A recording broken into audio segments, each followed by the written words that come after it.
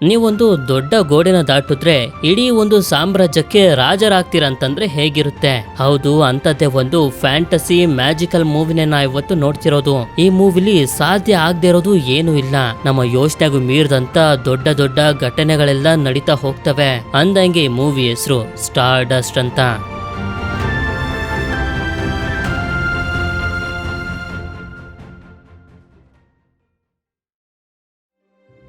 ಕತೆ ಶುರುವಾದಾಗ ನಮ್ಗೆ ಗೊತ್ತಾಗುತ್ತೆ ಮನುಷ್ಯರಿಗೆ ನಕ್ಷತ್ರಗಳ ಬಗ್ಗೆ ಅಷ್ಟೇನು ಗೊತ್ತಿಲ್ಲ ಅಂತ. ಇದಾದ್ಮೇಲೆ ನಮ್ಗೆ ಇಂಗ್ಲೆಂಡ್ ದೇಶದ ಒಂದು ಹಳ್ಳಿಯ ಪಕ್ಕದಲ್ಲಿರೋ ಕಾಡಿನ ಮುಂದೆ ಇರುವಂತ ಒಂದು ದೊಡ್ಡ ಗೋಡೆನ ತೋರಿಸ್ತಾರೆ. ಈ ಗೋಡೆನ ಕಾಯೋದಕ್ಕೆ ಒಬ್ಬ ಗಾರ್ಡ್ ಕೂಡ ಇರ್ತಾನೆ.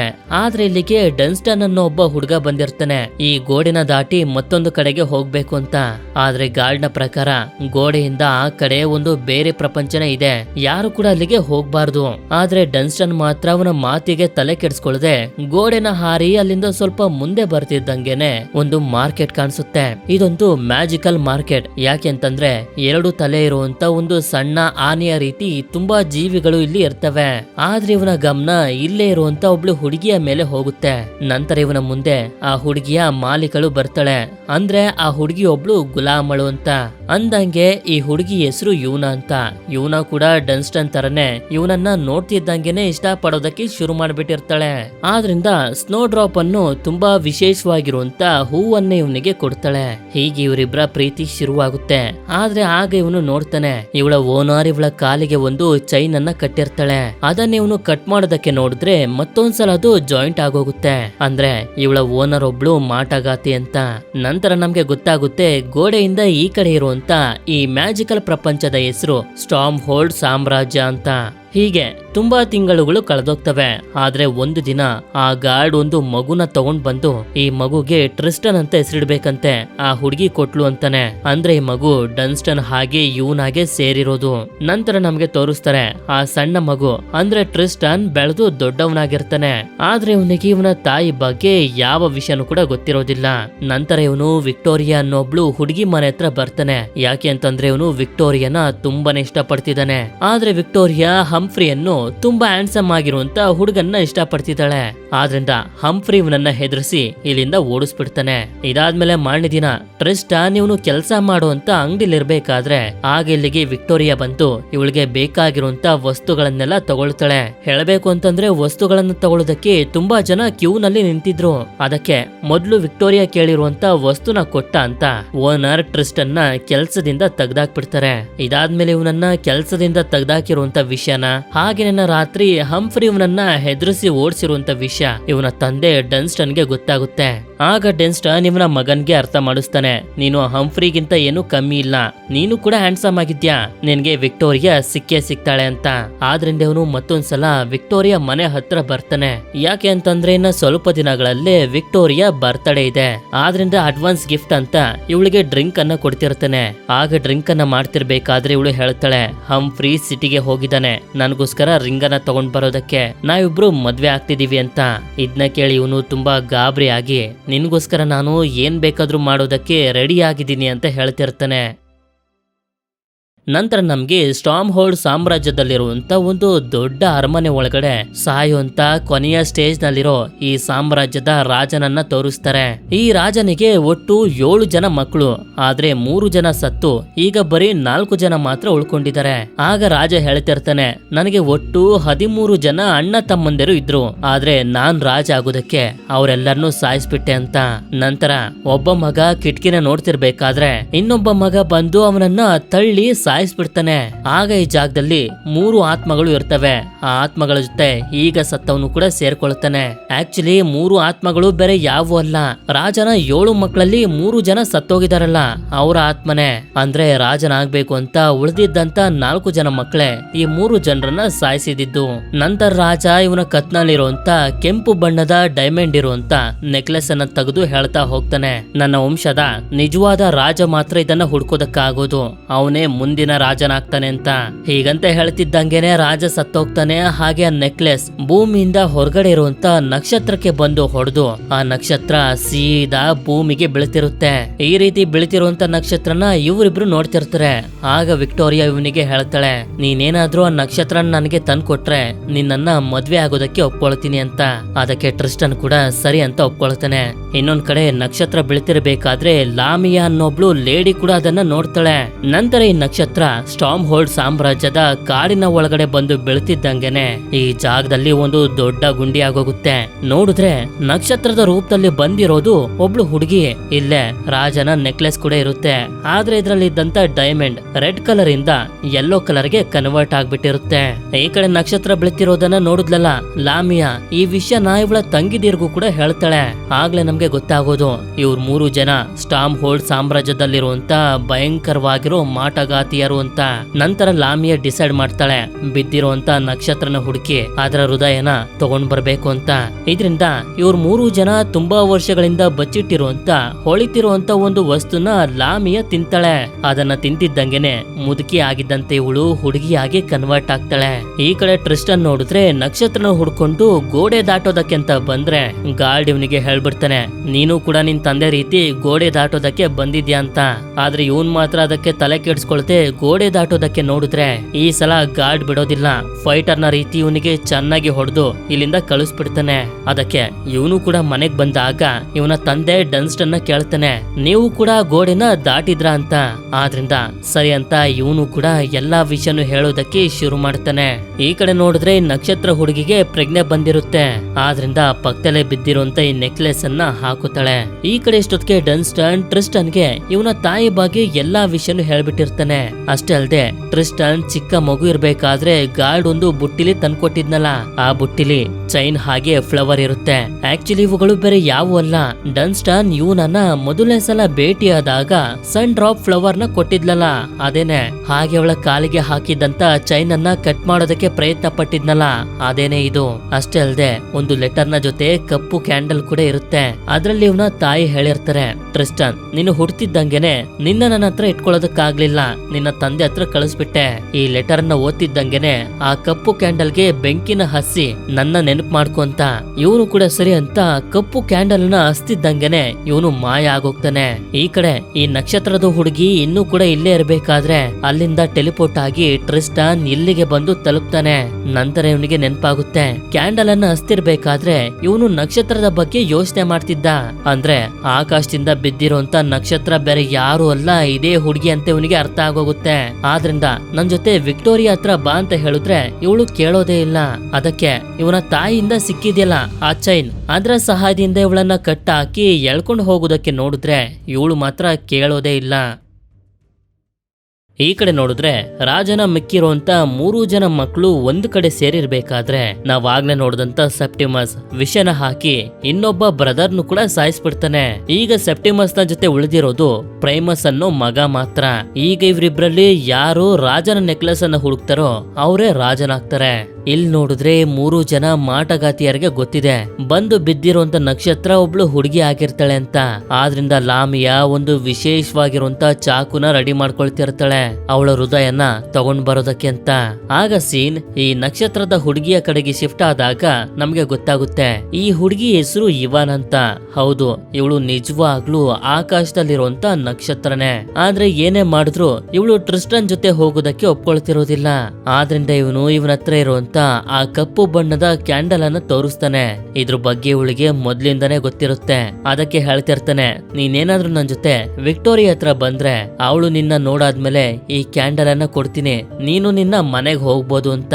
ಅದಕ್ಕೆ ಇವಳು ಕೂಡ ಸರಿ ಅಂತ ಒಪ್ಕೊಳ್ತಾಳೆ. ನಂತರ ಒಬ್ಬ ಹುಡುಗ ಒಂದು ಮೇಕೆ ಜೊತೆ ಇರಬೇಕಾದ್ರೆ ನನ್ ಗಾಡಿ ಎಳೆಯೋದಕ್ಕೆ ಮೇಕೆ ಬೇಕು ಅಂತ ಕೇಳ್ಕೊಂಡು ಲಾಮಿಯಾ ಬರ್ತಾಳೆ. ಆದ್ರೆ ಇವನ ಹತ್ರ ಇರೋದು ಒಂದೇ ಮೇಕೆ. ಆದ್ರಿಂದ ಮ್ಯಾಜಿಕ್ ಅನ್ನು ಯೂಸ್ ಮಾಡ್ಕೊಂಡು ಇವನನ್ನು ಕೂಡ ಮೇಕೆ ಆಗಿ ಕನ್ವರ್ಟ್ ಮಾಡ್ತಾಳೆ. ಆದ್ರೆ ಮ್ಯಾಜಿಕ್ ಯೂಸ್ ಮಾಡ್ದಾಗ್ಲೆಲ್ಲ ಇವಳು ನಿಧಾನವಾಗಿ ಮುದುಕಿ ಆಗ್ತಿರ್ತಾಳೆ. ಹಾಗೆ ಇನ್ನೊಂದ್ ಕಡೆ ನೋಡಿದ್ರೆ ಸೆಪ್ಟಿಮಸ್ ಇವನ ತಂದೆಯ ನೆಕ್ಲೆಸ್ ಅನ್ನ ಹುಡ್ಕೊಂಡು ಹೋಗ್ತಾ ಇರ್ತಾನೆ. ಅದೇ ರೀತಿ ಪ್ರೈಮಸ್ ಕೂಡ ಹೋಗ್ತಾ ಇರ್ತಾನೆ. ಪ್ರೈಮಸ್ ನ ಜೊತೆ ಸತ್ತೋಗಿರುವಂತೆ ಇವನ ಅಣ್ಣ ತಮ್ಮಂದಿರ ಆತ್ಮಗಳು ಕೂಡ ಇರ್ತವೆ. ಹೀಗೆ ಲಾಮಿಯಾ ರೋಡ್ ನಲ್ಲಿ ಹೋಗ್ತಿರ್ಬೇಕಾದ್ರೆ ಒಬ್ಳು ಲೇಡಿ ಸಿಗ್ತಾಳೆ. ಅಂದಂಗೆ ಈ ಲೇಡಿ ಬೇರೆ ಯಾರು ಅಲ್ಲ, ಇವನ ಓನರ್ ಇದ್ದಾಳಲ್ಲ ಅವಳೇನೆ. ಇವಳು ಇಲ್ಲಿ ಇವನನ್ನ ಒಂದು ಪಕ್ಷಿಯಾಗಿ ಕನ್ವರ್ಟ್ ಮಾಡಿರ್ತಾಳೆ. ಇಲ್ಲಿ ಇವರಿಬ್ರಿಗೂ ಗೊತ್ತಿದೆ ಇವರಿಬ್ರು ಮಾಟಗಾತಿಯರು ಅಂತ. ಅದಕ್ಕೆ ಈ ಲೇಡಿ ಲಾಮಿಯಾನ ಕೇಳ್ತಾಳೆ, ಸ್ವಲ್ಪ ದಿನಗಳ ಹಿಂದೆ ಒಂದು ನಕ್ಷತ್ರ ಬಂದು ಬೀಳ್ತಲ್ಲ, ಅದ್ರ ಬಗ್ಗೆ ನಿನ್ಗೆ ಗೊತ್ತಿದ್ರೆ ಹೇಳು, ಅದ್ ನನ್ಗ್ ಬೇಕು ಅಂತ. ಇದನ್ನ ಕೇಳ್ತಿದ್ದಂಗೆನೆ ಲಾಮಿಯಾಗೆ ತುಂಬಾನೇ ಕೋಪ ಬಂದು ಇವಳಿಗೊಂದು ಶಾಪನ ಕೊಟ್ಬಿಡ್ತಾಳೆ. ಆ ನಕ್ಷತ್ರ ನಿನ್ನ ಮುಂದೆನೆ ಬಂದ್ರು ಅದನ್ನ ನೀನು ಕಂಡಿಡಿಯೋದಕ್ಕಾಗೋದಿಲ್ಲ, ನೀನು ನೋಡೋದಕ್ಕಾಗೋದಿಲ್ಲ ಅಂತ. ಈ ಕಡೆ ಇವರಿಬ್ರು ವಿಕ್ಟೋರಿಯಾ ಹತ್ರ ಹೋಗ್ತಿರ್ಬೇಕಾದ್ರೆ ಇವಾನ್ಗೆ ನಡೆಯೋದಕ್ಕಾಗದೆ ಒಂದು ಜಾಗದಲ್ಲಿ ಕುಂತ್ಕೋಬಿಡ್ತಾಳೆ. ಅದಕ್ಕೆ ಸರಿ ನೀನ್ ಎಲ್ಲೇ ಇರು, ನನ್ನ ಪಕ್ಕದ ಹಳ್ಳಿಗೆ ಹೋಗಿ ಊಟನ ತಗೊಂಡ್ ಬರ್ತೀನಿ ಅಂತ ಟ್ರಿಸ್ಟನ್ ಇಲ್ಲಿಂದ ಹೋಗ್ತಾನೆ. ಆದ್ರೆ ಇನ್ನೊಂದ್ ಕಡೆ ನೋಡಿದ್ರೆ ಸೆಪ್ಟಿಮಸ್ ನೆಕ್ಲೆಸ್ ನ ಹುಡ್ಕೊಂಡ್ ಬಂದಾಗ ಒಂದು ಸಮುದ್ರ ಸಿಗುತ್ತೆ. ಅದಕ್ಕೆ ಭವಿಷ್ಯನ ಹೇಳು ಅಂತ ಒಬ್ಬ ವ್ಯಕ್ತಿನ ಕೋಪದಿಂದ ಕರ್ಕೊಂಡ್ ಬರ್ತಾನೆ. ಯಾಕೆ ಅಂತಂದ್ರೆ ಇದೇ ಜಾಗದಲ್ಲಿ ನೆಕ್ಲೆಸ್ ಸಿಗುತ್ತೆ ಅಂತ ಸೆಪ್ಟಿಮಸ್ಗೆ ಇದೇ ವ್ಯಕ್ತಿ ಹೇಳಿದ್ದು. ಅಷ್ಟೇ ಅಲ್ಲದೆ ಇಷ್ಟೊತ್ತಿಗೆ ಸೆಪ್ಟಿಮಸ್ಗೆ ಅರ್ಥ ಆಗೋಗಿರುತ್ತೆ ಈ ವ್ಯಕ್ತಿ ಇವನ ಬ್ರದರ್ ಆಗಿರುವಂತ ಪ್ರೈಮಸ್ ನ ಜೊತೆ ಸೇರ್ಕೊಂಡು ನೆಕ್ಲೆಸ್ ಇವನ್ಗೆ ಸಿಗದೇ ಇರೋ ರೀತಿ ಬೇರೆ ಬೇರೆ ಕಡೆಗೆ ಕಳಿಸಿ ದಾರಿನ ತಪ್ಪಿಸ್ತಿದ್ದಾನೆ ಅಂತ. ಅದಕ್ಕೆ ಇವನು ಈ ವ್ಯಕ್ತಿನ ಸಾಯಿಸ್ಬಿಡ್ತಾನೆ. ನಂತರ ಸೀನ್ ಇವನ್ನ ಕಡೆಗೆ ಶಿಫ್ಟ್ ಆದಾಗ ಇವಳು ಕುಂತಿರ್ಬೇಕಾದ್ರೆ ಒಂದು ಯೂನಿಕಾರ್ನ್ ಕುದುರೆ ಇಲ್ಲಿಗೆ ಬರುತ್ತೆ. ಇದು ಇವಳನ್ನ ಕಟ್ಟಾಕಿರುವಂತ ಚೈನ್ ಇಂದ ಬಿಡಿಸುತ್ತೆ. ಹೇಳ್ಬೇಕು ಅಂತಂದ್ರೆ ಆಕಾಶದಲ್ಲಿರುವಂತ ಬೇರೆ ನಕ್ಷತ್ರಗಳೇ ಇವಳಿಗೆ ಹೆಲ್ಪ್ ಮಾಡೋದಕ್ಕೆ ಯೂನಿಕಾರ್ನ್ ನ ಕಳಿಸಿರೋದು. ಈ ಕಡೆ ಲಾಮಿಯಾ ಇವಳ ಉಂಗ್ರನು ಉಷ್ತಿದ್ದಂಗೆನೆ ಒಂದು ಕನ್ನಡಿಯ ಸಹಾಯದಿಂದ ಇವಳ ಸಿಸ್ಟರ್ಸ್ ಗಳ ಜೊತೆ ಮಾತಾಡೋದಕ್ಕೆ ಶುರು ಮಾಡ್ತಾಳೆ. ಈಗ ನಕ್ಷತ್ರದ ಹುಡುಗಿ ಎಲ್ಲಿದ್ದಾಳೆ ಹೇಳಿ ಅಂತ. ನಂತರ ಟ್ರಿಸ್ಟನ್ ಊಟನ ತಗೊಂಡ್ ಬಂದು ನೋಡಿದ್ರೆ ಇಲ್ಲಿ ಇವಾನ್ ಇಲ್ದೇ ಇರೋದನ್ನ ನೋಡಿ ತುಂಬಾನೇ ಬೇಜಾರ್ ಮಾಡ್ಕೊಳ್ತಾನೆ. ಈ ಕಡೆ ನೋಡಿದ್ರೆ ಲಾಮಿಯಾ ಆ ಎರಡು ಮೇಕೆಗಳನ್ನ ಮನುಷ್ಯರಾಗಿ ಕನ್ವರ್ಟ್ ಮಾಡಿ ಆ ಹುಡುಗನ್ನ ಹುಡುಗಿಯಾಗಿ ಕನ್ವರ್ಟ್ ಮಾಡ್ತಾಳೆ. ಜೊತೆಗೆ ದಾರಿಲ್ಲೇ ಒಂದು ಹೋಟೆಲ್ನು ಕೂಡ ಕ್ರಿಯೇಟ್ ಮಾಡ್ತಾಳೆ. ಯಾಕೆ ಅಂತಂದ್ರೆ ಇವಳ ಸಿಸ್ಟರ್ಸ್ ಗಳಿಂದ ಗೊತ್ತಾಗಿರುತ್ತೆ ಆ ನಕ್ಷತ್ರದ ಹುಡುಗಿ ಈ ಕಡೆನೆ ಬರ್ತಿದ್ದಾಳೆ ಅಂತ. ಅವಳನ್ನ ಹಿಡಿಯೋದಕ್ಕೆ ಇದನ್ನೆಲ್ಲ ಮಾಡ್ತಿರೋದು. ಈ ಕಡೆ ಟ್ರಿಸ್ಟನ್ ಮಲಗಿರ್ಬೇಕಾದ್ರೆ ಆಕಾಶದಲ್ಲಿರುವಂತ ಬೇರೆ ನಕ್ಷತ್ರಗಳು ಇವನಿಗೆ ಹೇಳ್ತಿರ್ತವೆ, 400 ವರ್ಷಗಳ ಹಿಂದೆ ಇವನ್ನ ರೀತಿನೇ ಒಂದು ನಕ್ಷತ್ರ ಭೂಮಿಗೆ ಬಂದಿತ್ತು. ಆದ್ರೆ ಆ ನಕ್ಷತ್ರನ ಆ 3 ಮಾಟಗಾತಿಯರು ಹಿಡಿದು ಅವಳ ಹೃದಯನ ತಗೋಬಿಟ್ರು. ಯಾಕೆ ಅಂತಂದ್ರೆ ನಕ್ಷತ್ರಗಳ ಹೃದಯನ ತಿಂದ್ರೆ ವಯಸ್ಸಾಗಿರೋರು ಕೂಡ ಯಂಗ್ ಆಗಿ ಕಾಣ್ತಾರೆ. ಈಗ ನೀನು ಅವರಿಂದ ಇವನ್ನ ಕಾಪಾಡಬೇಕು ಅಂತ. ಅಂದ್ರೆ ಆಗ್ಲೇ ಲಾಮಿಯಾ ಹೊಳಿತಿರುವಂತ ಒಂದು ವಸ್ತುನ ತಿಂತಿದ್ದಂಗೆನೆ ಯಂಗ್ ಆಗಿ ಕಾಣ್ತಿದ್ಲಲ್ಲ. ಆ ವಸ್ತು ಬೇರೆ ಯಾವುದೂ ಅಲ್ಲ, 400 ವರ್ಷದ ಹಿಂದೆ ಸಾಯಿಸಿದ್ರಲ್ಲ ಅದೇ ನಕ್ಷತ್ರದ ಹೃದಯ. ಇದೇ ಸಮಯಕ್ಕೆ ಪ್ರೈಮಸ್ ಇಲ್ಲಿ ನೆಕ್ಲೆಸ್ ನ ಹುಡ್ಕೊಂಡು ಹೋಗ್ತಿರ್ಬೇಕಾದ್ರೆ ಅವನನ್ನ ನೋಡಿದಂತ ಟ್ರಿಸ್ಟನ್ ನನ್ಗೆ ಲಿಫ್ಟ್ ಕೊಡಿ ಅಂತ ಬೇಡ್ಕೋತಾನೆ. ಸರಿ ಅಂತ ಇವನು ಕೂಡ ಒಪ್ಕೊಂಡು ಕರ್ಕೊಂಡು ಹೋಗೋದಕ್ಕೆ ಶುರು ಮಾಡ್ತಾನೆ. ಈ ಕಡೆ ನೋಡಿದ್ರೆ ಮಳೆ ಬರ್ತಿರುತ್ತೆ. ಲಾಮಿಯಾ ಯೋಚನೆ ಮಾಡಿರೋ ರೀತಿನೇ ಇವನ್ ಇಲ್ಲಿಗೆ ಬರ್ತಾಳೆ. ಲಾಮಿಯಾ ಕೂಡ ಇವಳ ಟೀಮ್ ಅವರ ಜೊತೆ ಸೇರ್ಕೊಂಡು ಇವಳ ಕೈಲಿ ಎಷ್ಟಾಗುತ್ತೋ ಅಷ್ಟು ಇವನ್ನ ಸೇವೆನ ಮಾಡ್ತಾ ಹೋಗ್ತಾಳೆ. ಇಲ್ಲಿ ನಮ್ಗೆ ಗೊತ್ತಾಗುತ್ತೆ ಇವನ್ಗೆ ಸಂತೋಷ ಆದಾಗ ಇವಳು ಹೊಳೆಯೋದಕ್ಕೆ ಶುರು ಮಾಡ್ತಾಳೆ ಅಂತ. ನಂತರ ಇವಳು ಇವನ್ನ ಸಾಯಿಸ್ಬೇಕು ಅಂತ ಅನ್ಕೊಳ್ಳೋಷ್ಟ್ರಲ್ಲಿ ಯಾರೋ ಬಾಕ್ಲನ್ನ ಬಡಿತಾರೆ. ನೋಡಿದ್ರೆ ಪ್ರೈಮಸ್ ಮತ್ತೆ ಟ್ರಿಸ್ಟನ್. ಆದ್ರಿಂದ ಲಾಮಿಯಾ ಅವ್ರಿಗೋಸ್ಕರ ವಿಷನ ರೆಡಿ ಮಾಡ್ಕೊಳ್ತಾಳೆ. ವಿಷನ ಹಾಕಿರುವಂತ ಡ್ರಿಂಕ್ ಅನ್ನ ಕೊಡೋದಕ್ಕೆ ಬಂದ್ರೆ ಪ್ರೈಮಸ್ ಅದನ್ನ ಕುಡಿಯೋದಿಲ್ಲ. ನಂತರ ಅದನ್ನ ಗ್ಯಾರೇಜ್ ನಲ್ಲಿರುವಂತ ಟ್ರಿಸ್ಟನ್ಗೆ ಕೊಡ್ತಾರೆ. ಆದ್ರೆ ಅದನ್ನ ಯೂನಿಕಾರ್ನ್ ತಡೆದಾಗ್ಲೇ ಅವನಿಗೆ ಗೊತ್ತಾಗೋದು ಇದ್ರಲ್ಲಿ ವಿಷ ಇತ್ತು ಅಂತ. ಈ ಕಡೆ ಪ್ರೈಮಸ್ ಇವನ್ನ ಕತ್ನಲ್ಲಿ ಇವನ ತಂದೆಯ ನೆಕ್ಲೆಸ್ ಇರೋದನ್ನ ನೋಡಿ ಅದನ್ನ ಕೊಡು ಅಂತ ಕೇಳ್ತಿರ್ತಾನೆ. ಅಷ್ಟ್ರಲ್ಲಿ ಲಾಮಿಯಾ ಬಂದು ಅವನನ್ನ ಸಾಯಿಸ್ಬಿಡ್ತಾಳೆ. ಇದರಿಂದ ಉಳಿದಿರುವಂತ ಆತ್ಮಗಳ ಜೊತೆ ಇವನು ಕೂಡ ಸೇರ್ಕೊಳ್ತಾನೆ. ಇದಾದ್ಮೇಲೆ ಲಾಮಿಯಾ ಇವನ್ನ ಸಾಯಿಸೋದಕ್ಕೆ ಅಂತ ಬರ್ತಿರ್ಬೇಕಾದ್ರೆ ಟ್ರಿಸ್ಟನ್ ಇವಳಿಗೆ ಹೇಳ್ತಾನೆ ಮನೆನ ನೆನ್ಪಿಸ್ಕೊಂತ. ಹೀಗಂತೆ ಹೇಳಿ ಕ್ಯಾಂಡಲ್ ನ ಹಸ್ತಿದ್ದಂಗೆನೆ ಇವರಿಬ್ರು ಮೋಡಗಳ ಮಧ್ಯದಲ್ಲಿ ಬಂದು ಸಿಗಾಕೋಬಿಡ್ತಾರೆ. ಆಕ್ಚುಲಿ ಇಲ್ಲಿ ಏನಾಗಿದೆ ಅಂತಂದ್ರೆ ಇವಾನ್ ಭೂಮಿಯಿಂದ ಹೊರಗಡೆ ಇರುವಂತ ಅವಳ ಮನೆನ ನೆನ್ಸ್ಕೊಳ್ತಿದ್ಲು. ಅದೇ ರೀತಿ ಟ್ರಿಸ್ಟನ್ ಕೂಡ ಇವನ ಮನೆನ ನೆನ್ಸ್ಕೊಳ್ತಿದ್ದ. ಇದರಿಂದ ಎರಡೂ ಕಡೆ ಹೋಗೋದಕ್ಕಾಗದೆ ಇವರಿಬ್ರು ಆಕಾಶದಲ್ಲಿ ಸಿಗಾಕೋಬಿಟ್ಟಿರ್ತಾರೆ. ಅದೇ ಸಮಯಕ್ಕೆ ಬಲೆನ ಹಾಕಿ ಯಾರು ಇವರನ್ನ ಹಿಡಿತಾರೆ. ನೋಡಿದ್ರೆ ಪೈರೇಟ್ಸ್ ಗಳು ಅಂದ್ರೆ ಕಳ್ಳರು. ಈ ಗುಂಪಿನ ಲೀಡರ್ ಹೆಸರು ಕ್ಯಾಪ್ಟನ್ ಶೇಕ್ಸ್ ಅಂತ. ಆಗ್ಲೇ ನಮ್ಗೆ ಗೊತ್ತಾಗೋದು ಕ್ಯಾಪ್ಟನ್ ನ ಶೇಪ್ ಆಕಾಶದಲ್ಲಿ ತೇಲ್ತಿದೆ ಅಂತ. ಈಗ ಇವರಿಬ್ರು ಬಂದಿ ಆಗಿದ್ದಾರೆ. ಆದ್ರೆ ನಮ್ಮ ಜೀವ ಉಳಿತು ಅಂತ ಇವರಿಬ್ರು ಖುಷಿ ಪಡ್ತಿರ್ತಾರೆ. ಹಾಗೆ ಹಾಗೆ ಇವಾನ್ ಕೂಡ ಲಾಮಿಯಾಯಿಂದ ಇವಳನ್ನ ಕಾಪಾಡಿದಕ್ಕೆ ಇವನಿಗೆ ಥ್ಯಾಂಕ್ಸ್ ಹೇಳ್ತಾಳೆ. ನಂತರ ಸೆಪ್ಟಿಮಸ್ಗೆ ಗೊತ್ತಾಗುತ್ತೆ ಕೊನೆಯದಾಗಿ ಉಳಿದಿದ್ದಂತೆ ಇವನ ಬ್ರದರ್ ಕೂಡ ಸತ್ತೋಗಿದ್ದಾನೆ ಅಂತ. ಆದ್ರೆ ಇವನು ರಾಜನಾಗ್ಬೇಕು ಅಂತಂದ್ರೆ ಆ ನೆಕ್ಲೆಸ್ ಬೇಕು. ಆಗ ಇಲ್ಲೇ ಹುಡುಗಿಯಾಗಿ ಕನ್ವರ್ಟ್ ಆಗಿದ್ನಲ್ಲ, ಇವನಿಂದ ಎಲ್ಲಾ ವಿಷಯನೂ ತಿಳ್ಕೊಬಿಡ್ತಾನೆ. ಆ ನೆಕ್ಲೆಸ್ ಇವಾನ್ ಅನ್ನೋ ಒಬ್ಳು ಹುಡುಗಿ ಹತ್ರ ಇದೆ. ಆ ಹುಡುಗಿಯ ಹಿಂದೆ ಲಾಮಿಯಾ ಬಿದ್ದಿದ್ದಾಳೆ ಅಂತ. ಈ ಕಡೆ ಲಾಮಿಯಾ ಇವಳ ಸಿಸ್ಟರ್ಸ್ ಗಳನ್ನ ಮತ್ತೊಂದ್ಸಲ ಕಾಂಟ್ಯಾಕ್ಟ್ ಮಾಡಿ ಇವಾನ್ ಎಲ್ಲಿದ್ದಾಳೆ ಅಂತ ಕೇಳಿದಾಗ ಇವರು ಕೂಡ ಹೇಳ್ತಾರೆ ಅವಳು ಈಗ ಆಕಾಶದಲ್ಲಿ ಇದ್ದಾಳೆ ಅಂತ ನಮ್ಗೆ ಗೊತ್ತಾಗ್ತಿದೆ ಅಂತ. ನಂತರ ಲಾಮಿಯಾ ಸಿಸ್ಟರ್ಸ್ ಗಳು ಇವಳಿಗೆ ಹೇಳ್ತಾರೆ ಸೆಪ್ಟಿಮಸ್ ಅನ್ನೋ ಒಬ್ಬ ವ್ಯಕ್ತಿನೂ ಕೂಡ ಇವಾನ್ ನ ಹಿಂದೆ ಬಿದ್ದಿದ್ದಾನೆ ಅಂತ. ಇನ್ನೊಂದ್ ಕಡೆ ನೋಡಿದ್ರೆ ಕ್ಯಾಪ್ಟನ್ ಶೇಕ್ ಇವರಿಬ್ಬರನ್ನ ಪ್ರಶ್ನೆ ಮಾಡ್ತಿರ್ಬೇಕಾದ್ರೆ ಹೊರಗಡೆ ನಿಂತ್ಕೊಂಡು ಅವನ ಟೀಮ್ ನವರು ಕೂಡ ಕೇಳಿಸ್ಕೊತಿರ್ತಾರೆ. ಆದ್ರೆ ಹೀಗೆ ಪ್ರಶ್ನೆ ಮಾಡ್ತಿರ್ಬೇಕಾದ್ರೆ ಕ್ಯಾಪ್ಟನ್ ಶೇಕ್ ಮತ್ತೆ ಟ್ರಿಸ್ಟನ್ ಮಧ್ಯೆ ಜಗಳ ಆಗೋಗುತ್ತೆ. ನಂತರ ಟೀಮ್ ನವರು ನೋಡಿದ್ರೆ ಕ್ಯಾಪ್ಟನ್ ಟ್ರಿಸ್ಟನ್ ನ ಕೆಳಗಡೆ ಬಿಸಾಕ್ಬಿಡ್ತಾನೆ. ಹಾಗೆ ಇವನ್ನ ತುಂಬಾ ಕೋಪದಿಂದ ಆಫೀಸ್ಗೆ ಕರ್ಕೊಂಡು ಹೋಗ್ತಾ ನನ್ಗೆ ಯಾರು ಡಿಸ್ಟರ್ಬ್ ಮಾಡಬೇಡಿ ಅಂತ ಹೇಳ್ತಿರ್ತಾನೆ. ಆದ್ರೆ ಯಾವಾಗ ಇವನ ಆಫೀಸ್ಗೆ ಬರ್ತಾನೋ ಟ್ರಿಸ್ಟನ್ ಇನ್ನೂ ಕೂಡ ಜೀವಂತವಾಗಿನೇ ಇರ್ತಾನೆ. ಶೇಕ್ಸ್ ಇವನ ಟೀಮ್ ಅವರನ್ನ ನಂಬಿಸೋದಕ್ಕೆ ಟ್ರಿಸ್ಟನ್ ನ ಬಟ್ಟೆನ ಮಾತ್ರ ಬಿಸಾಕಿದ್ದು ಅಷ್ಟೇ. ಆಕ್ಚುಲಿ ಹೇಳ್ಬೇಕು ಅಂತಂದ್ರೆ ಕ್ಯಾಪ್ಟನ್ ನ ಟೀಮ್ ನವರು ಅನ್ಕೊಂಡಿದ್ದಾರೆ ಇವನೊಬ್ಬ ತುಂಬಾ ಕೋಪಿಷ್ಟ ಮನುಷ್ಯ ಅಂತ. ಆದ್ರೆ ಇವನು ತುಂಬಾ ಸಾಫ್ಟ್ ಆಗಿರುವಂತ ಒಳ್ಳೆ ಮನುಷ್ಯ. ಇವನ ಟೀಮ್ ನವರಿಗೆ ಬೇಜಾರಾಗಬಾರ್ದು ಅನ್ನೋ ಒಂದೇ ಒಂದು ಕಾರಣಕ್ಕೆ ಅವ್ರು ಇಷ್ಟಪಟ್ಟಂಗೆ ಕೋಪ ಬರೋ ರೀತಿನೇ ಆಕ್ಟಿಂಗ್ ಮಾಡ್ತಿರ್ತಾನೆ ಅಷ್ಟೇ. ನಂತರ ಹೀಗೆ ಅವ್ರು 3 ಜನ ಮಾತಾಡ್ತಿರ್ಬೇಕಾದ್ರೆ ಕ್ಯಾಪ್ಟನ್ ಗೆ ಗೊತ್ತಾಗುತ್ತೆ ಟ್ರಿಸ್ಟನ್ ಗೋಡೆಯಿಂದ ಆ ಕಡೆ ಇರುವಂತ ಇಂಗ್ಲೆಂಡ್ ದೇಶಕ್ಕೆ ಸೇರಿರೋನು ಅಂತ. ನಂತರ ಇವರಿಬ್ರಿಗೂ ಬಟ್ಟೆನ ಕೊಟ್ಟು ಇವನ ಟೀಮ್ ನವರು ಟ್ರಿಸ್ಟನ್ ನ ಕಂಡಿಡಿಬಾರ್ದು ಅಂತ ಮ್ಯಾಜಿಕಲ್ ಬಾಚಾಣಿಗೆಯಿಂದ ಇವನ ಕೂದಲನ್ನು ಕೂಡ ಉದ್ದ ಮಾಡ್ಬಿಡ್ತಾನೆ. ಇದಾದ್ಮೇಲೆ ಕ್ಯಾಪ್ಟನ್ ಹಾಗೆ ಇವನ ಟೀಮ್ ನವರು ವ್ಯಾಪಾರ ಮಾಡೋದಕ್ಕೆ ಅಂತ ಬಿಲ್ಲಿ ಅನ್ನೋ ಒಬ್ಬ ವ್ಯಕ್ತಿ ಹತ್ರ ಬರ್ತಾರೆ. ವ್ಯಾಪಾರ ಮಾಡೋದಕ್ಕೆ ಬಂದಿರೋದು ಹಿಡ್ದಿರೋಂತ ಸಿಡಿಲನ್ನ ಮಾರೋದಕ್ಕೆ. ಹೌದು, ಕ್ಯಾಪ್ಟನ್ ಹಾಗೆ ಇವನ ಟೀಮ್ ನವರ ಕೆಲ್ಸನೇ ಇದು, ಆಕಾಶದಲ್ಲಿ ಬೀಳೋಂತ ಸಿಡಿಲುಗಳನ್ನ ಕದಿಯೋದು.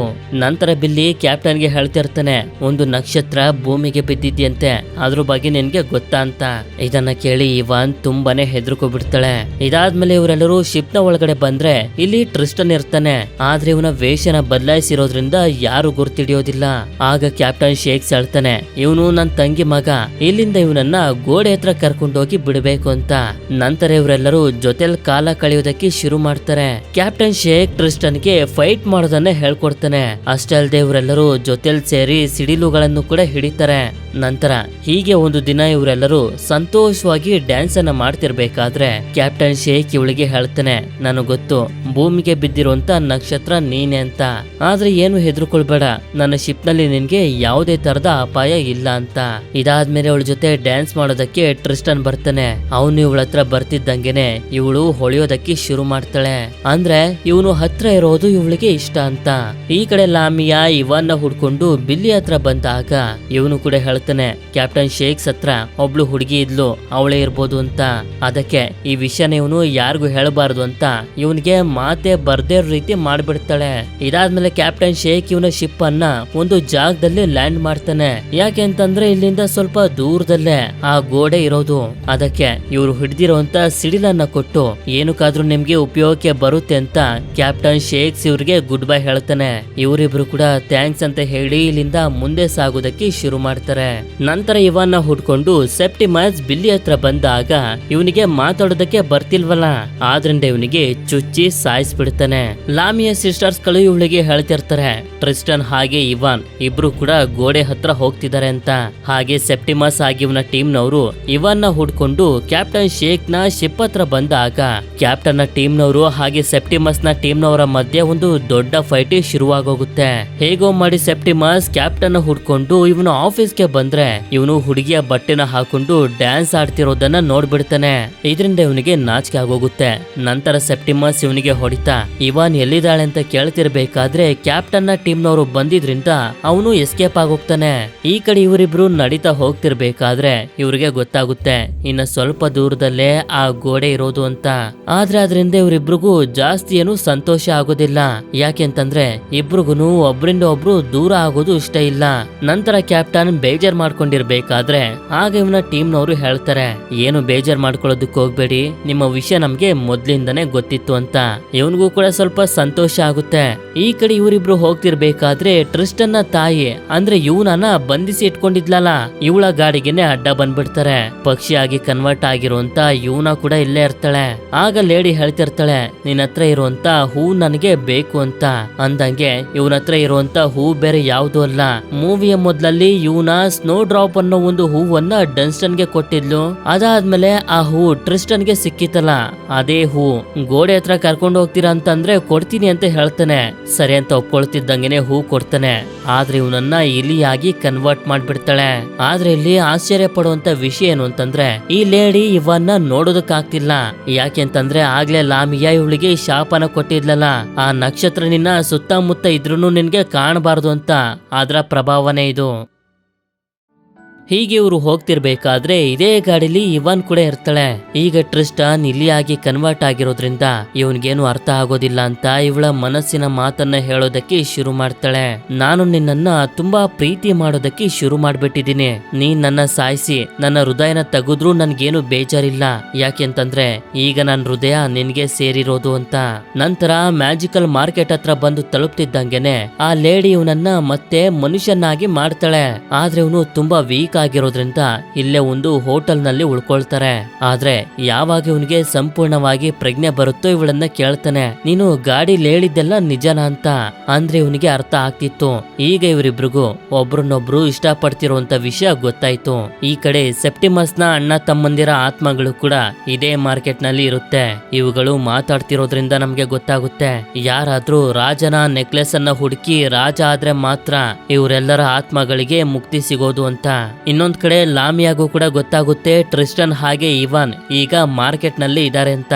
ಇದಾದ್ಮೇಲೆ ಮಾರನೇ ದಿನ ಟ್ರಿಸ್ಟನ್ ಇವಳ ಕೂದ್ಲನ್ನ ಸ್ವಲ್ಪ ಕಟ್ ಮಾಡ್ಕೊಂಡು ಕೆಳಗಡೆ ಹೋಟೆಲ್ ನ ಓನರ್ ಹತ್ರ ಬಂದು ಒಂದು ವಿಷಯನ ಹೇಳಿ ಅಲ್ಲಿಂದ ಗೋಡೆ ಹತ್ರ ಬರ್ತಾನೆ. ನಂತರ ಇವಾನ್ಗೆ ಎಚ್ಚರ ಆದ್ಮೇಲೆ ಟ್ರಿಸ್ಟನ್ ನ ಹುಡುಕ್ತಾ ಕೆಳಗಡೆ ಬಂದಾಗ ಓನರ್ ಇವಳಿಗೆ ಹೇಳ್ತಾರೆ, ನಿಮ್ಮ ಫ್ರೆಂಡ್ ಹೇಳಿದ್ರು ಅವರು ವಿಕ್ಟೋರಿಯಾ ಹತ್ರ ಹೋಗ್ತಿದ್ದಾರೆ ಅಂತ. ಇದನ್ನ ಕೇಳಿ ಟ್ರಿಸ್ಟನ್ ನನ್ನನ್ನ ಬಿಟ್ಟು ವಿಕ್ಟೋರಿಯಾ ಹತ್ರ ಮತ್ತೆ ಹೋಗಿದ್ದಾರೆ ಅಂತ ಇವಳಿಗೆ ಅನ್ಸಿ ಬೇಜಾರ್ ಮಾಡ್ಕೊಂಡು ಹೋಗ್ತಿರ್ಬೇಕಾದ್ರೆ ಇವಳನ್ನ ನೋಡಿ ಕರಿತಾಳೆ. ಆದ್ರೆ ಅವಳು ಕೇಳಿಸ್ಕೊಳ್ಳದೆ ಹೊಟ್ಟೋಗ್ತಾಳೆ. ಆಗ ಇವಳು ನೋಡಿದ್ರೆ ಇವಳ ಓನರ್ ಮಲ್ಗಿರೋದ್ರಿಂದ ಗಾಡಿನ ಲಾಕ್ ಮಾಡ್ತಾಳೆ. ಇನ್ನೊಂದ್ ಕಡೆ ಟ್ರಿಸ್ಟನ್ ವಿಕ್ಟೋರಿಯಾ ಮನೆ ಹತ್ರ ಬಂದಾಗ ಇವನು ಇಷ್ಟೊಂದು ಚೆನ್ನಾಗ್ ಕಾಣ್ತಿರೋದನ್ನ ನೋಡಿ ಇವಳು ಮದ್ವೆ ಆಗೋದಕ್ಕೆ ಒಪ್ಕೊಳ್ತಾಳೆ. ಅದೇ ಸಮಯಕ್ಕೆ ಹಂಫ್ರಿನು ಕೂಡ ಇಲ್ಲಿಗೆ ಬಂದಾಗ ಇವನು ಹೇಳ್ತಾನೆ, ನನ್ಗೆ ಮದ್ವೆ ಆಗೋದಕ್ಕೆ ಬೇರೆ ಯಾರೋ ಸಿಕ್ಕಿದ್ದಾರೆ ಅಂತ. ಆದ್ರೆ ಇವನು ವಿಕ್ಟೋರಿಯಾಗೆ ತೋರ್ಸೋದಕ್ಕೆ ಇವಾನ್ ಕೂದ್ಲನ್ನ ಕಟ್ ಮಾಡಿ ತಗೊಂಡ್ ಬಂದಿದ್ದಾನಲ್ಲ, ಅದೆಲ್ಲ ಮರಳಾಗಿ ಕನ್ವರ್ಟ್ ಆಗೋಗಿರುತ್ತೆ.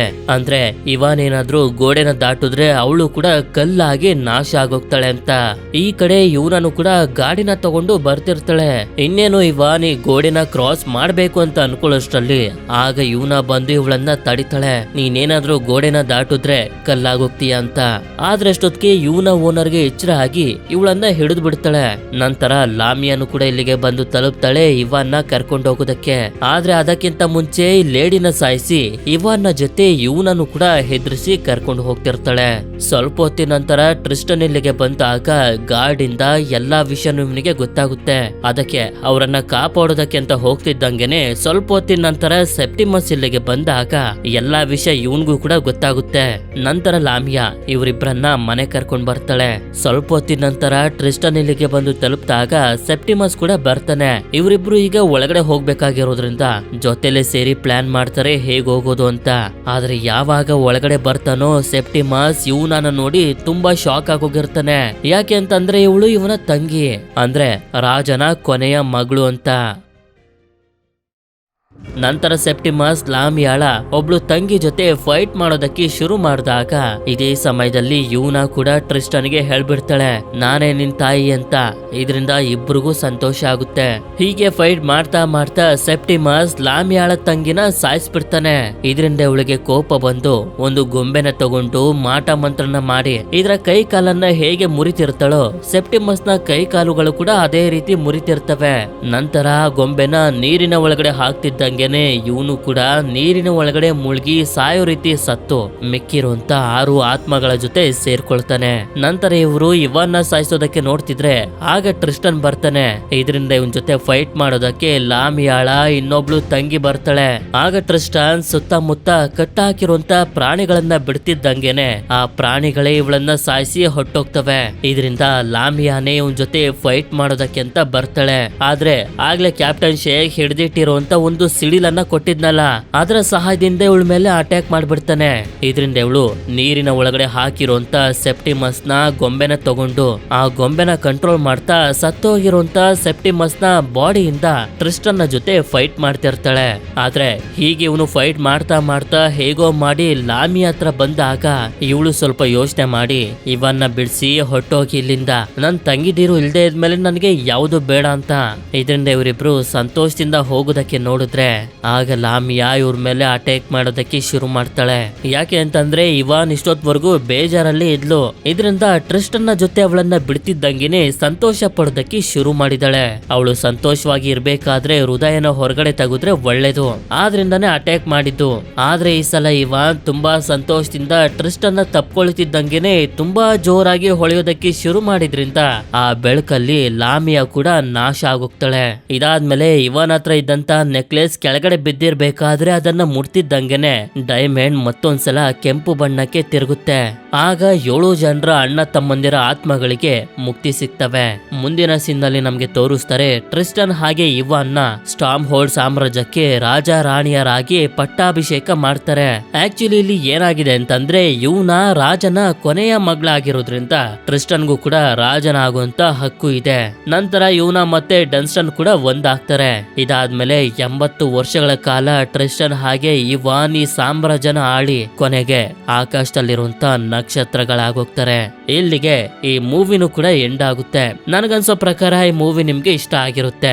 ಇಷ್ಟ ಆಗಿತ್ತು ಅಂತಂದ್ರೆ ನನಗೆ ಕಮೆಂಟ್ ಮಾಡಿ ತಿಳಿಸಿ ಈ ಮೂವಿಲಿ ನಕ್ಷತ್ರ ಹುಡುಗಿಯ ಹೆಸರೇನು ಅಂತ. ಹಾಗೆ ವಿಡಿಯೋ ಇಷ್ಟ ಆಗಿತ್ತು ಅಂತಂದ್ರೆ ಲೈಕ್ ಮಾಡಿ. ಸರಿ, ಸಿಗೋಣ ಮತ್ತೊಂದು ಅಮೇಜಿಂಗ್ ಆಗಿರುವಂತ ವಿಡಿಯೋದಲ್ಲಿ. Until then stay tune mystery explainer Kannada.